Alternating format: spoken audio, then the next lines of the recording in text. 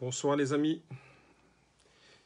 bienvenue à chacun, j'espère que vous êtes là ce soir, on a changé le jour, voilà, veuillez m'excuser pour ce changement de jour. Normalement notre réunion de semaine c'était le mardi, mais exceptionnellement cette semaine c'est mercredi. Voilà, je vais attendre que les uns et les autres soient avec nous. Famille, soyez tous bénis, vraiment très heureux de vous retrouver ce soir, une semaine un peu particulière, vraiment une semaine assez difficile à gérer émotionnellement parlant.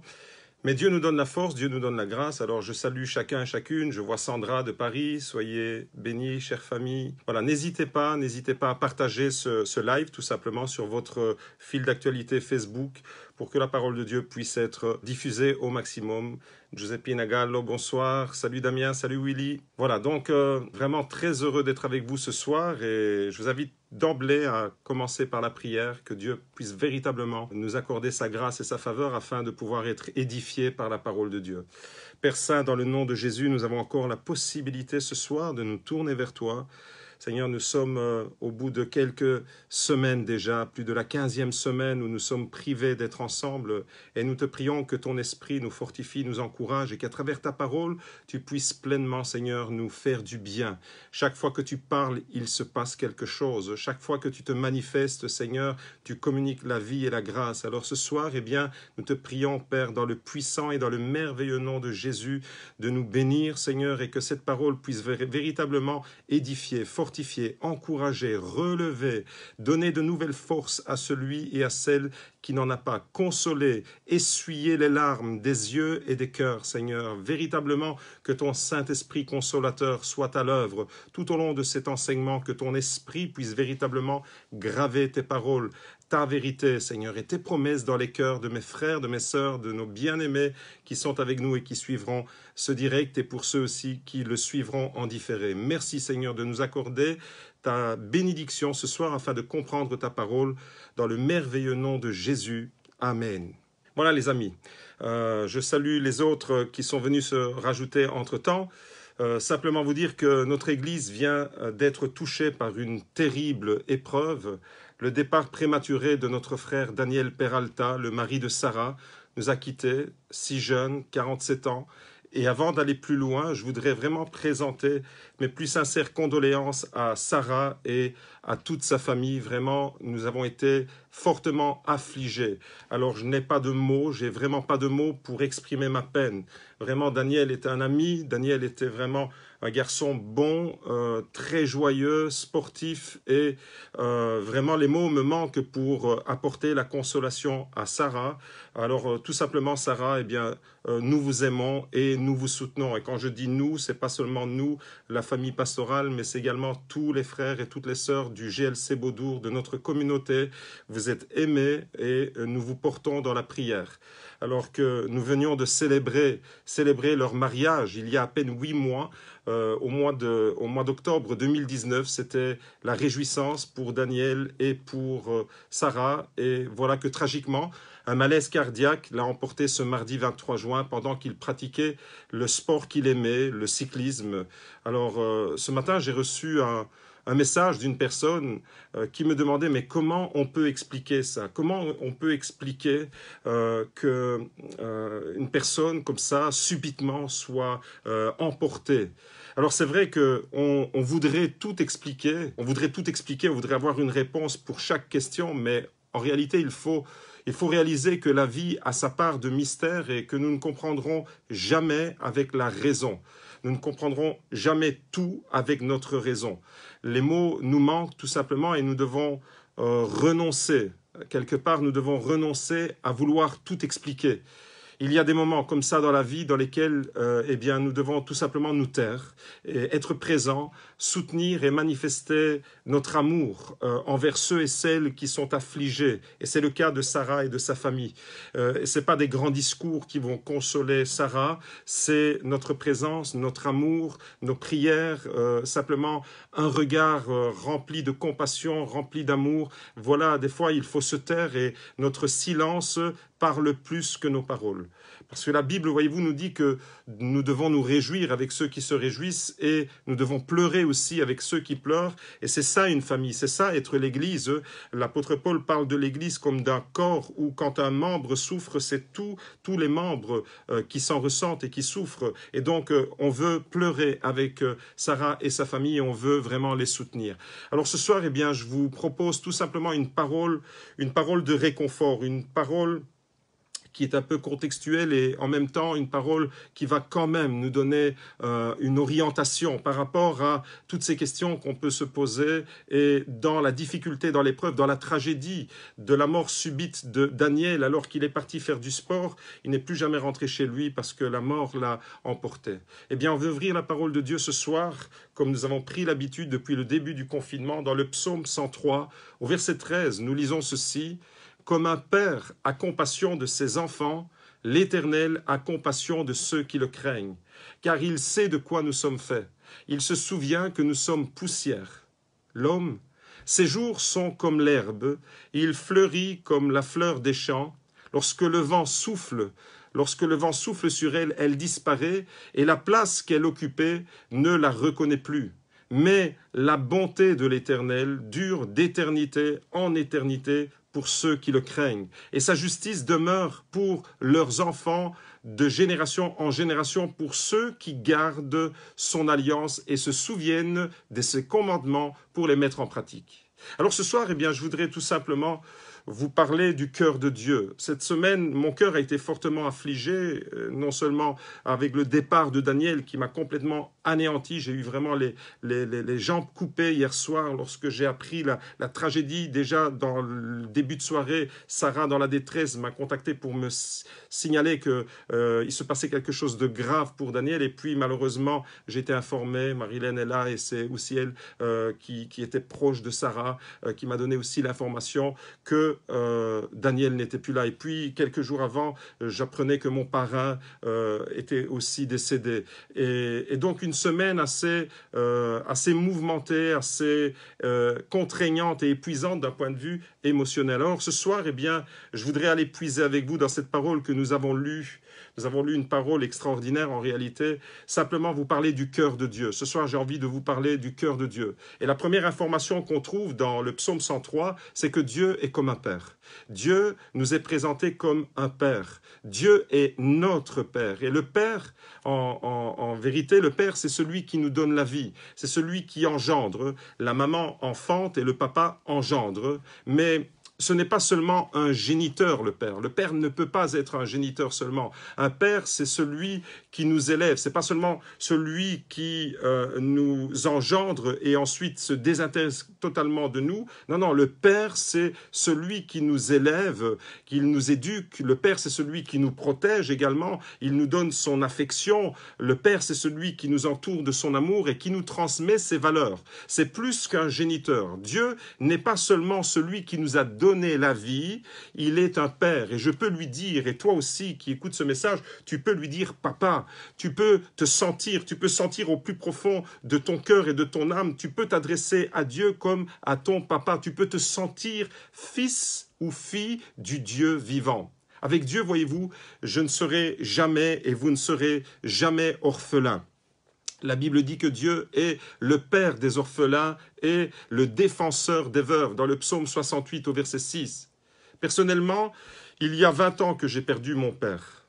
Mon papa est décédé lui aussi dans un âge assez jeune, il avait à peine 56 ans et la maladie l'a emporté. Et lorsque j'ai perdu mon père alors que j'étais tout jeune et nous avions nos enfants, nos 3 enfants qui étaient en bas âge, eh bien ça a été pour moi un traumatisme aussi et une tragédie de perdre un père.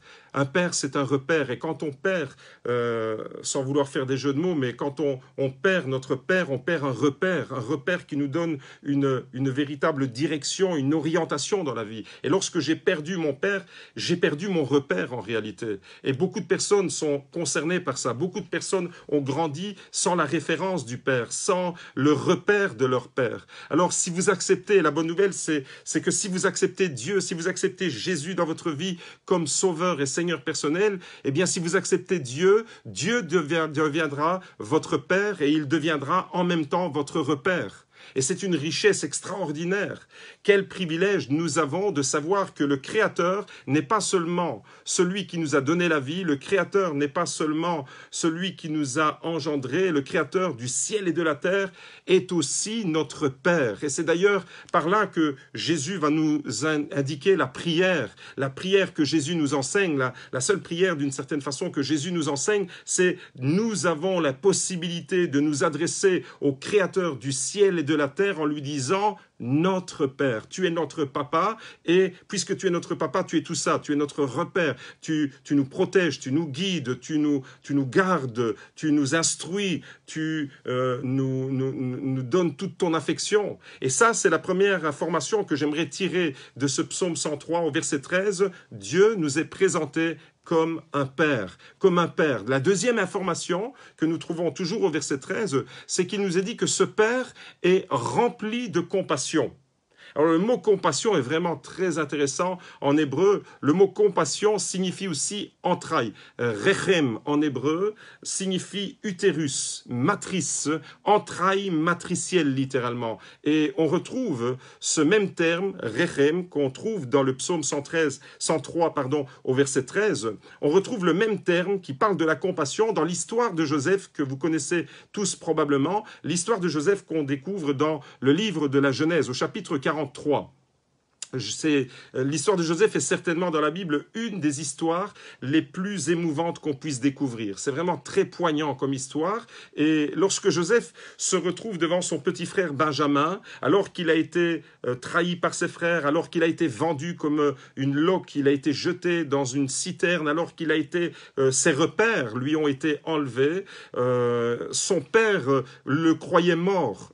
Alors que Joseph vit dans ce contexte-là, mais Dieu l'avait élevé déjà comme premier ministre en Égypte, il était le bras droit de Pharaon, il se retrouve des années plus tard face à son petit frère Benjamin. C'est une des scènes les plus émouvantes que vous puissiez lire dans la Bible. Joseph est saisi vraiment d'une émotion intense et le texte biblique est assez clair à ce sujet. Alors bien longtemps après l'épisode de la trahison, on trouve ça dans Genèse 43, le verset 29 nous dit que Joseph leva les yeux et voyant Benjamin, son frère, fils de sa mère, il dit « Est-ce là votre petit frère ?» Il s'adresse à ses autres frères, il dit « Est-ce que c'est bien lui? Est-ce que c'est Benjamin, le petit frère? Est-ce que c'est bien votre frère ?» Sous-entendu, est-ce que c'est aussi mon frère? Mais ça, les frères ne le savaient pas encore. Est-ce que c'est votre frère, votre petit frère dont vous m'avez parlé? Et il ajouta « Que Dieu te fasse grâce, mon fils. » Et puis Joseph coupe à court. Il y a comme une émotion là, subite qui l'envahit. Il arrête la discussion avec ses frères et il nous dit, le texte biblique nous dit, Joseph coupe à court au verset 30, Genèse 43, verset 30, « Car il brûlait de tendresse. » Il brûlait de tendresse. Quelle expression merveilleuse. Joseph brûlait de tendresse pour son frère et il avait besoin de pleurer. Alors imaginez-vous la scène. Il était tellement ému, tellement ses entrailles étaient bouleversées, tellement cette histoire tragique au sein de cette famille de Jacob et de ses fils, et l'histoire de Joseph était tragique pour lui. Il revoit son frère et là, le texte biblique nous dit qu'il brûlait de tendresse. Alors, il avait besoin de pleurer. Il entra dans sa chambre et il pleura. Waouh! Eh bien, c'est ça la compassion de Dieu. Dieu brûle de tendresse pour ses enfants. Dieu brûle de tendresse pour chacun de nous. Dieu a des compassions et c'est exactement le même terme qu'on trouve dans le psaume 103 au verset 13.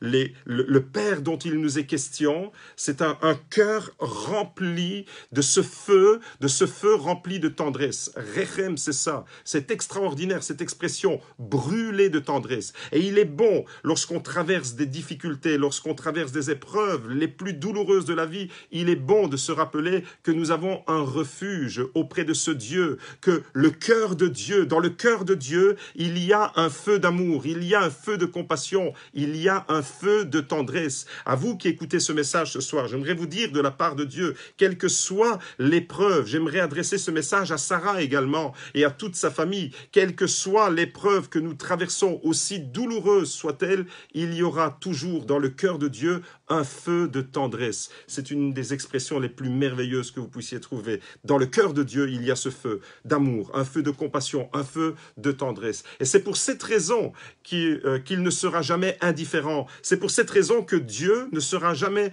indifférent à notre souffrance et à nos peines. La troisième information qu'on trouve dans le psaume 103 au verset 13 et suivant, c'est qu'il sait, le texte biblique dit qu'il sait de quoi nous sommes formés. Il se souvient que nous sommes poussière. Il sait que nous sommes fragilité d'une certaine manière. Alors, la Bible dit que chaque être humain porte la signature de Dieu. Ça, c'est extraordinaire, c'est notre ADN. Dieu nous a créés avec une dimension divine, avec une trace divine. Nous sommes les seuls êtres créés qui portons la signature de Dieu, l'image de Dieu. Toutes les autres créations sont créations de Dieu. Les animaux ont été créés par Dieu, mais nous, en tant qu'êtres humains, eh bien, nous sommes porteurs de cette image. Nous avons été créés à l'image de Dieu et nous sommes donc précieux. Nous sommes parmi toute la création de Dieu, ce que Dieu aime le plus d'une certaine manière. Il nous a créés de façon extraordinaire en nous donnant cette signature, en mettant sur nos vies, dans nos cœurs au plus profond de notre identité, sa signature. Nous avons de la valeur à ses yeux. Nous avons tous une dignité qui nous vient du Créateur. Et chaque être humain, quel qu'il soit, une dignité qui vient du Créateur. Et ça nous donne de la valeur et ça nous donne du poids. Mais en même temps, nous sommes tellement fragiles et vulnérables. Et c'est les deux qui sont vrais. Les deux affirmations sont vraies. Nous sommes à la fois créés à l'image de Dieu. Nous sommes habités par le Saint-Esprit lorsque nous acceptons Jésus-Christ et nous devenons le temple du Saint-Esprit. Mais en même temps, la Bible nous dit que nous sommes tellement fragiles et vulnérables. Et le verset 15, dans le psaume 103, compare précisément l'être humain à de l'herbe et aux fleurs des champs. L'homme, verset 15, ses jours sont comme l'herbe, et il fleurit comme la fleur des champs. Lorsque le vent souffle sur elle, elle disparaît, et la place qu'elle occupait ne la reconnaît plus. Voilà à quoi est comparé l'être humain, l'homme, à de l'herbe et à des fleurs qui aujourd'hui sont bien fleuries et puis demain elles sont complètement fanées. La folie de l'être humain en général, depuis toujours, depuis la nuit des temps, mais peut-être encore plus dans notre génération, la folie de l'homme le pousse à croire en réalité qu'il est invincible, qu'il est invulnérable, qu'il est intouchable, il est sûr de lui. Ça, c'est ce que dans notre société, on nous a inculqué. Il faut être sûr de toi, tu es invincible, tu es invulnérable, tu es intouchable. Et on le voit avec ces jeunes qui viennent d'avoir leur permis de conduire et qui se permettent de rouler comme s'ils étaient dans un circuit de Formule 1 en pleine route, et puis il y a des tragédies qui peuvent aussi arriver à ce niveau-là. La folie de l'homme le pousse à croire qu'il est invincible. Et la folie de l'homme le pousse à croire que nous vivons comme si nous n'allions jamais mourir.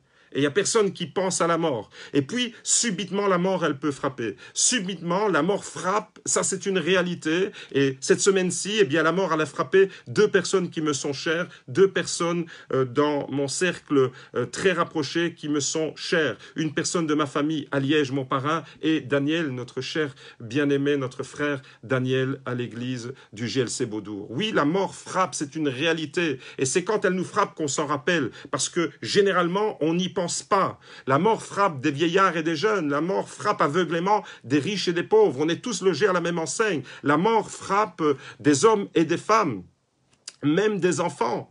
La mort frappe et on n'a pas toujours d'explication. On n'a pas toujours une réponse à cela. Mais on a toujours une certitude de trouver le feu qui brûle dans le cœur de Dieu, un feu de tendresse, d'amour et de compassion. La mort frappe quand on s'y attend, et la mort frappe en même temps quand on ne s'y attend pas. Des fois, on se prépare à la mort. Quand on accompagne une personne d'un âge avancé qui est malade, tout doucement, la famille se prépare. Mais quand ça arrive tragiquement, on n'a pas eu le temps de se préparer. La mort frappe quand on s'y attend, et en même temps quand on ne s'y attend pas. Voyez-vous, la Bible dit que l'homme est comme l'herbe. Et dans ce psaume 103, nous sommes tellement fragiles et vulnérables, comparés à de l'herbe, comme comparés à une fleur, comme l'herbe et comme les fleurs. Alors une fleur, c'est beau. Une fleur, c'est magnifique. C'est plus beau que de l'herbe. C'est Toutes les fleurs sont belles d'une certaine façon, certaines ont un parfum extraordinaire et des formes merveilleuses.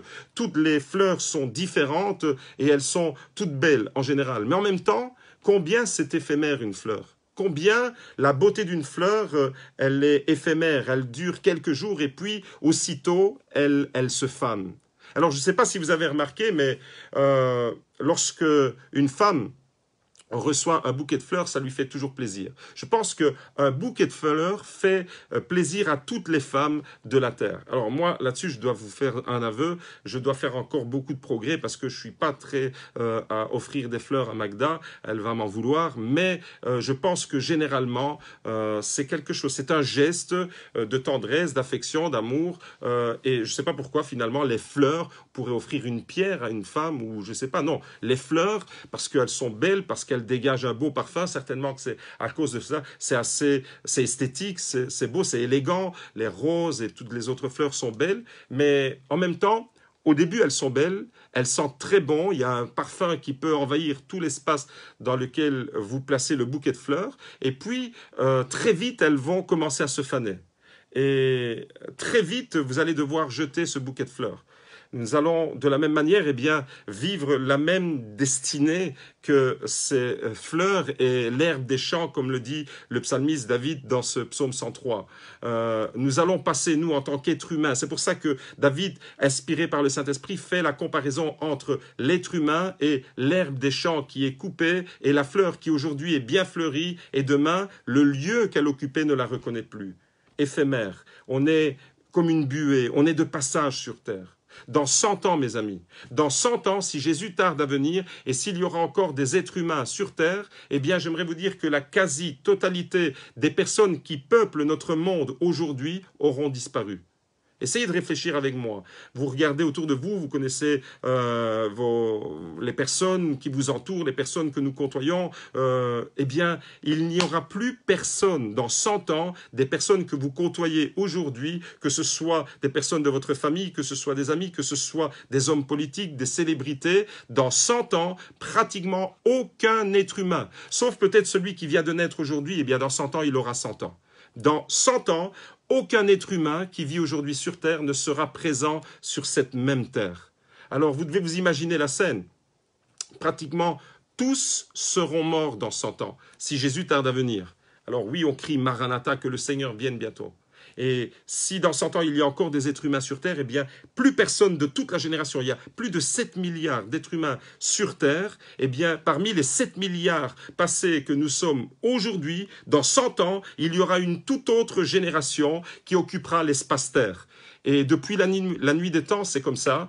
Les générations se suivent, se succèdent les unes après les autres. Et l'être humain est balayé de génération en génération. L'être humain est balayé comme l'herbe. Nous vivons quelques années, nous vivons quelques décennies. Mais j'aimerais vous poser la question, à quoi ça sert de vivre quelques décennies, quelques années sur cette terre? Qu'est-ce que c'est vivre même 100 ans? Moi, j'ai une grand-mère qui a vécu jusqu'à l'âge de 103 ans. Mais en même temps, j'ai aussi une sœur qui est décédée à l'âge de 32 ans. Qu'est-ce que c'est de vivre quelques années sur Terre et de manquer l'éternité? Alors quel contraste! Et la Bible fait un contraste énorme entre, d'une certaine manière, notre vie qui est éphémère. On est comme une fleur qui, aujourd'hui, elle est belle, aujourd'hui, elle a pleine de parfums, et demain, eh bien, le lieu qu'elle occupait ne la reconnaît même plus. Et dans 100 ans, on aura oublié, la génération qui viendra dans 100 ans aura oublié qui nous sommes. Quel contraste alors avec la bonté de l'Éternel qui, elle, dure éternellement. Et c'est la quatrième et la dernière information que j'aimerais épingler avec vous ce soir. Je veux relever ce soir. Au verset 17, il nous est dit « Mais la bonté de l'Éternel, autant l'homme est comparé à de l'herbe et à une fleur côté éphémère, autant la bonté de l'Éternel, elle dure à toujours, mais la bonté de l'Éternel dure d'éternité en éternité pour ceux qui le craignent. » Alors, voyez-vous, la Bible dit clairement que Dieu est éternel. C'est d'ailleurs ainsi qu'il se présente à Moïse. L'Éternel je suis, dans Exode chapitre 3, verset 14, le grand je suis, et dans le nom que Dieu révèle à Moïse, il y a le verbe être qui englobe tous les temps, c'est-à-dire il est l'Éternel. Donc il n'a ni commencement ni fin. Mais ici, dans ce verset que nous venons de lire, il y a une précision qui concerne l'être humain. Il y a une précision qui concerne ceux qui craignent Dieu. Alors, il est question de la bonté de l'Éternel qui dure d'éternité en éternité pour ceux qui craignent Dieu. Alors, il y a deux choses. Il y a deux choses dans ce passage. Il y a d'abord la bonté de Dieu et ensuite il y a la crainte de Dieu. La bonté de Dieu, elle dure éternellement, d'éternité en éternité. Alors la bonté de l'Éternel, pour parler de la bonté de l'Éternel dans ce passage, c'est le mot chesed en hébreu qui est utilisé, et le sens de ce mot est encore une fois très riche. Le sens du mot chesed, c'est amour, c'est bonté, bienveillance, faveur, fidélité, grâce, miséricorde. Alors écoutez bien ceci, toutes ces choses, l'amour, la grâce, la miséricorde, la compassion, seront éternelles pour seulement une catégorie de personnes, ceux qui craignent Dieu.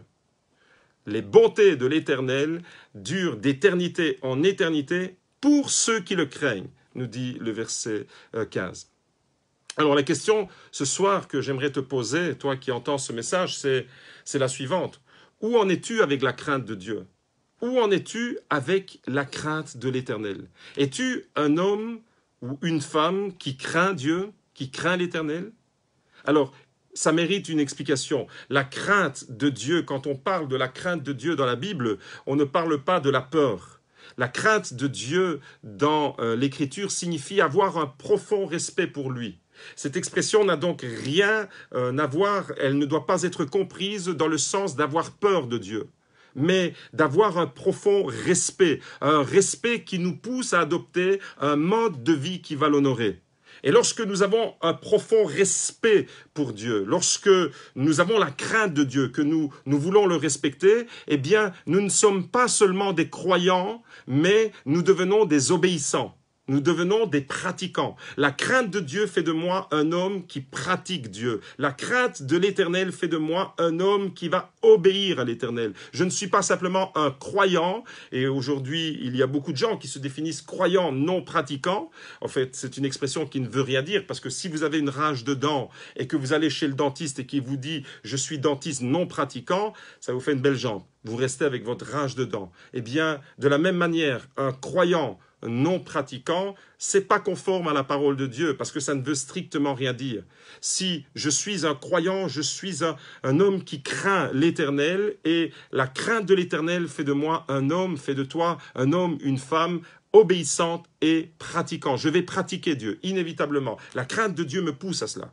Et lorsque nous avons alors la crainte de l'Éternel, nous cherchons à faire les choses qui l'honorent. Nous recherchons dans notre vie de tous les jours, dans nos projets, nous recherchons les choses qui vont réjouir le cœur de Dieu. C'est ça la crainte de l'Éternel, c'est que nous ne nous contentons pas simplement de croire que Dieu existe, mais nous choisissons d'adopter un mode de vie qui va l'honorer et qui va réjouir le cœur de Dieu. Nous cherchons en réalité, lorsque nous avons la crainte de l'Éternel, et c'est important de savoir aujourd'hui où vous en êtes, où j'en suis personnellement avec la crainte de l'Éternel, puisque c'est seulement pour cette catégorie-là que la bonté de l'Éternel va durer d'éternité en éternité. La bonté de l'Éternel, je répète, dure d'éternité en éternité, c'est le verset 17 et pas le verset 15, pour ceux qui le craignent. Donc il y a cette catégorie-là qui va bénéficier de cet amour, de cette miséricorde, de cette compassion, de cette fidélité, du chesed jusque dans l'éternité.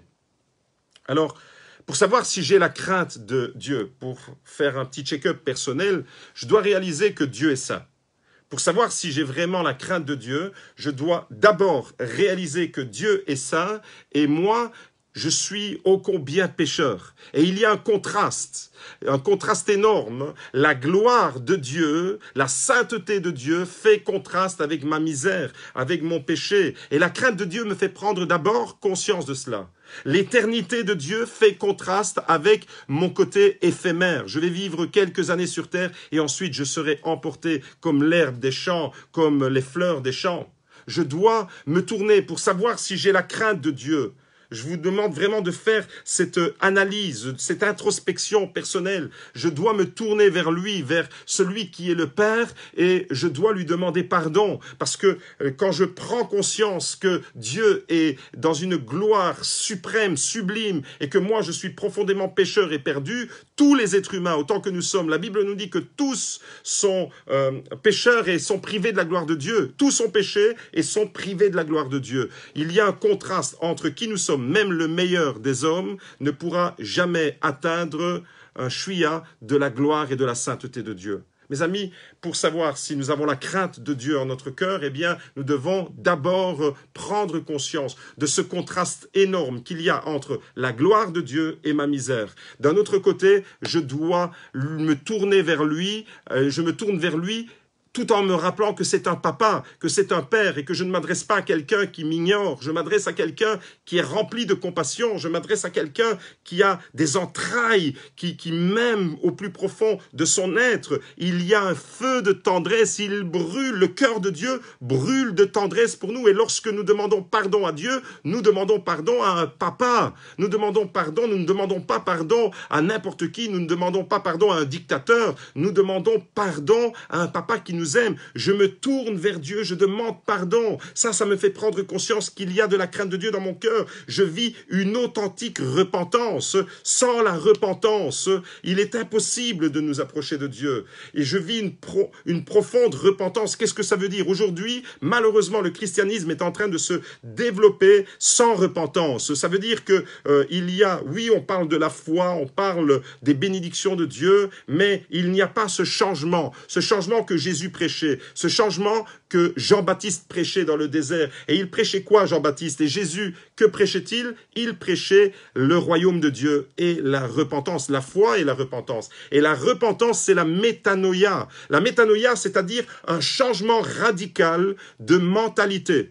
Je dois changer ma mentalité pour prendre conscience, pour vivre la crainte de Dieu au sens biblique du terme. Je dois vivre ce changement radical. Et quand j'ai vécu ce changement radical, je réalise qu'en réalité, avoir la crainte de Dieu, ce n'est pas avoir peur de Dieu, mais le respecter profondément, parce qu'il est l'être suprême, mais en même temps, l'être suprême, le grand créateur, l'éternel je suis, c'est aussi mon papa, celui avec qui je peux avoir une intimité, celui qui ouvre son cœur, et quand il ouvre son cœur, je peux découvrir qu'il y a un feu de compassion, un feu d'amour et un feu de tendresse qui brûle pour moi. C'est ce Dieu-là, c'est vers ce Dieu-là que je vous invite à vous tourner, et quelle que soit l'intensité de l'épreuve, quelle que soit la douleur à travers laquelle vous êtes en train de passer en ce moment, vous pouvez aller trouver dans le cœur du Père ce feu de tendresse et cette ardente compassion qu'il a envers nous.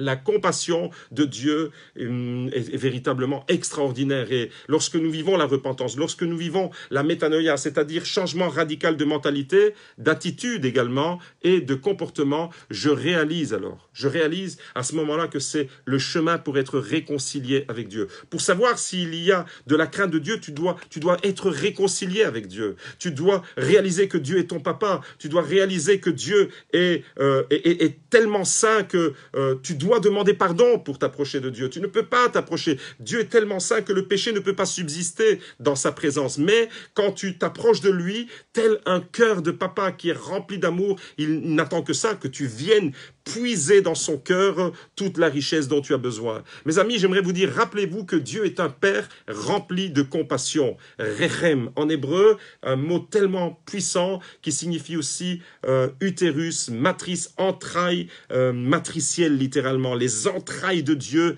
vibrent pour toi. Ce soir, j'aimerais te dire que le feu qu'il y a dans le cœur de Dieu est un feu de compassion, un feu de tendresse. Alors, je ne dois pas avoir peur de Dieu. Je ne dois pas avoir peur. La crainte de Dieu n'a rien à voir avec la peur de Dieu. Je dois le craindre, je dois l'aimer. C'est le plus grand des commandements. Je dois lui obéir par amour et pas par peur. J'obéis à Dieu pas parce que j'ai peur de sa punition, mais j'obéis à Dieu tout simplement par amour, parce que quand je suis saisi de la crainte de Dieu et que j'ai vécu toutes ces étapes, je me suis tourné vers lui, je lui ai demandé pardon, j'ai vécu la repentance, eh bien, je veux lui plaire. Je veux avoir une vie, je veux que Dieu puisse véritablement regarder ma vie et dire « j'approuve ».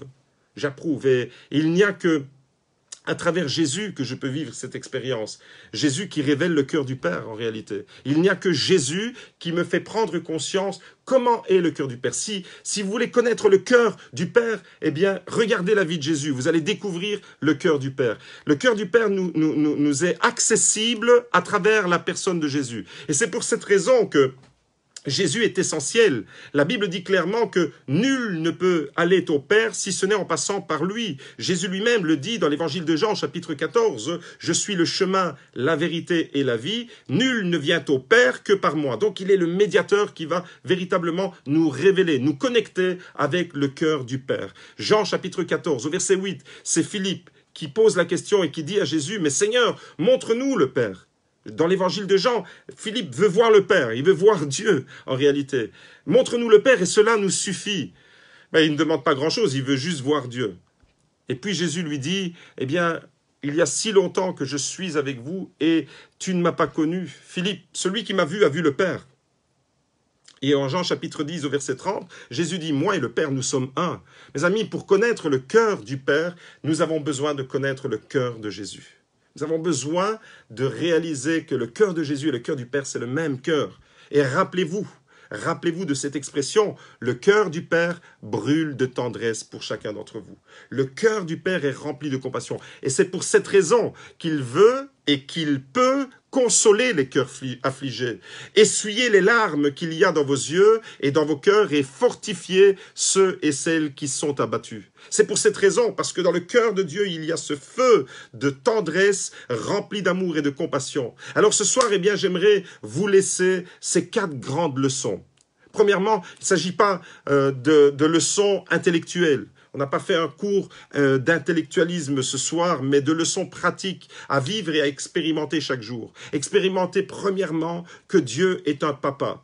Et moi qui ai perdu mon père alors que j'avais 27 ans, lorsque je me suis retrouvé orphelin, eh bien, j'ai pu réaliser combien Dieu est véritablement ce papa pour les orphelins. Ce papa qui a un cœur rempli d'amour et qui veut véritablement déverser sa bénédiction sur chacun. Dieu est un Père, première leçon. Et si Dieu vous semble éloigné, ce soir, eh bien, tu viens d'entendre un message qui te dit que Dieu t'aime tellement, comme un papa qui te regarde, comme un papa qui ne te regarde pas pour te tomber dessus, pour te punir, mais un papa qui veut t'instruire, un papa qui t'éduque, un papa qui te protège, un papa qui te communique des valeurs, des principes pour ton bien. Dieu est amour. Et c'est ce Dieu-là qui peut véritablement consoler les cœurs affligés. Deuxième vérité que nous avons découvert ce soir, ce Père, c'est un Père de compassion, un Père d'amour. Et rappelez-vous le mot compassion, les rechem, comme dans l'histoire de Joseph, un feu de tendresse qui brûle en lui, pour toi. C'est ça, le cœur de Dieu. Comment il est le cœur de Dieu? C'est un feu de tendresse qui brûle, un feu d'amour et un feu de compassion. Troisièmement, il sait que nous sommes fragiles, il sait que nous sommes vulnérables, il sait que notre vie ne tient qu'à un fil. Nous l'oublions. Nous vivons comme des insensés. Nous vivons comme si nous n'allions jamais mourir, comme si la vie, nous la maîtrisions. Mais nous ne maîtrisons rien. Tu sors de chez toi et puis tu ne rentres même plus chez toi parce que la vie, eh bien, elle est ainsi faite. Aujourd'hui, tu es là, demain, tu peux ne plus être là. Alors, mes amis, apprenons à vivre non pas comme si nous n'allions jamais mourir, mais apprenons à vivre comme si aujourd'hui c'était le dernier jour en réalité. Profitons pleinement des valeurs et des principes de la présence de Dieu, de ce que Dieu nous donne, de ce que Dieu nous accorde, de la présence de Dieu, de ce que Dieu nous met à disposition. Apprenons à jouir et aussi apprenons tout simplement à nous aimer les uns les autres. Tout simplement vivre pleinement comme l'Évangile nous invite à le faire. Dieu est un Père de compassion. Il sait que nous sommes fragiles et vulnérables, comme la poussière et comme l'herbe ou la fleur des champs. Et quatrième leçon que nous avons appris ce soir, il nous offre sa bonté pour l'éternité. Et la bonté, elle est pour qui? Elle est pour ceux qui le craignent.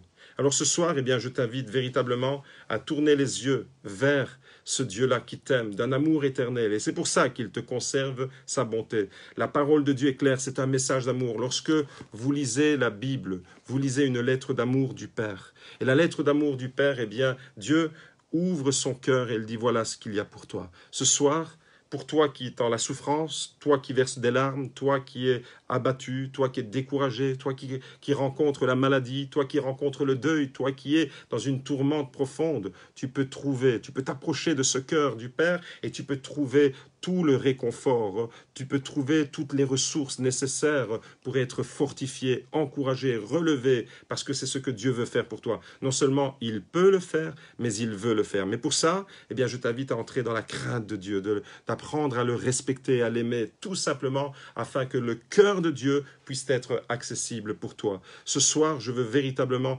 prier pour ceux et celles qui sont dans le besoin et je vous invite à vous unir à moi. Nous voulons prier pour ceux qui traversent la vallée du deuil, la vallée de la mort, la vallée des larmes, la vallée de Baca, comme la Bible l'appelle, et en particulier la famille de Sarah, la famille de mon parrain. Je vous invite vraiment, et pour ceux et celles qui ont des sujets de prière, eh bien, n'hésitez pas à le marquer dans le chat, dans la communication. Nous allons prier que véritablement le cœur du Père qui est accessible ce soir, eh bien, puisse véritablement être ouvert pour chacun d'entre vous et que vous puissiez trouver ce feu de tendresse. Merci Seigneur pour ta parole. Merci parce que, en toute simplicité, ta parole nous parle de qui tu es. Nous montre, Seigneur, combien il est précieux d'être connecté avec toi, de pouvoir accéder à ces merveilles que tu nous accordes dans ta parole qui nous montrent le cœur du Père. Et comment est-ce que nous pouvons découvrir le cœur du Père? En passant par toi, Jésus, parce que tu es le médiateur. Celui qui m'a vu a vu le Père. Et c'est toi, Jésus, qui nous révèle le cœur du Père. Et nous avons découvert ce soir que dans le cœur du Père, il y a un feu de tendresse.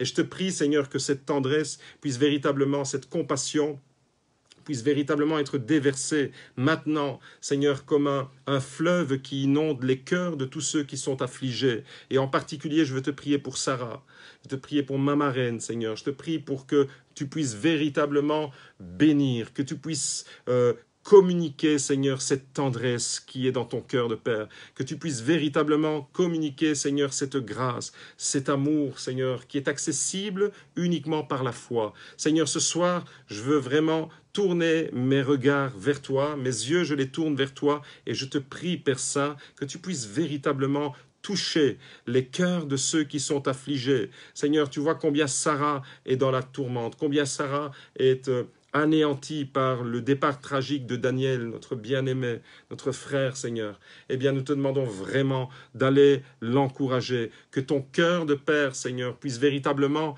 se manifester, que ce feu de tendresse puisse véritablement être communiqué à Sarah ce soir, qui est aussi un feu de consolation, un feu d'encouragement, un feu de relèvement. Seigneur, je te prie pour chacun et pour chacune, pour tous ceux qui sont affligés. Je veux te prier pour Sonia, Seigneur, qui a besoin, pour Eva, pour tous ceux, Seigneur, qui sont véritablement épuisés au bout du rouleau. Je te demande ta grâce et ta bénédiction. Seigneur, je te prie pour Gianni, je te prie pour notre famille, je te prie pour l'Église, je te prie pour ceux et celles qui sont malades, je te prie pour Dominique Rincuso, je te prie pour Nicolas Rincuso, je te prie pour ceux et celles, Seigneur, qui sont dans la souffrance physique et émotionnelle également.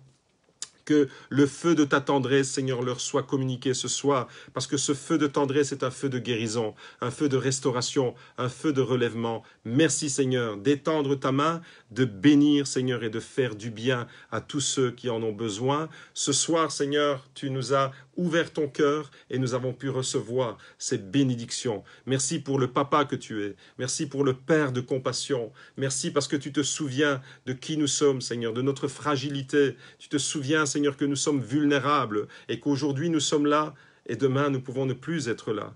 Seigneur, merci parce que tu n'es pas le Dieu impitoyable. Au contraire, tu es ce papa rempli d'amour. Que ton feu, Seigneur, puisse véritablement envahir nos cœurs. Et quand la Bible parle du feu du Saint-Esprit, eh bien, c'est de ce feu de tendresse. Ce n'est pas seulement le feu de la puissance du Saint-Esprit, mais c'est le feu de la tendresse du cœur de Dieu que nous recevons ce soir. Alors, merci, Père, de le communiquer à chacun de tes enfants dans le puissant et dans le merveilleux nom de Jésus et de nous assurer la bonté, ton chesed, ton amour, tes bénédictions, ta présence glorieuse, ta compassion et ta miséricorde pour l'éternité. D'éternité en éternité, tes bontés se renouvellent. À toi soit toute la reconnaissance et la louange de nos cœurs, au nom de Jésus-Christ de Nazareth. Amen. Soyez abondamment bénis, que Dieu vous garde et vous protège puissamment dans le merveilleux nom de Jésus. Ayez une pensée pour ceux et celles qui sont affligés. Merci de le faire et que Dieu puisse continuer son œuvre en chacun de vous. Que Dieu vous bénisse les amis. À très bientôt.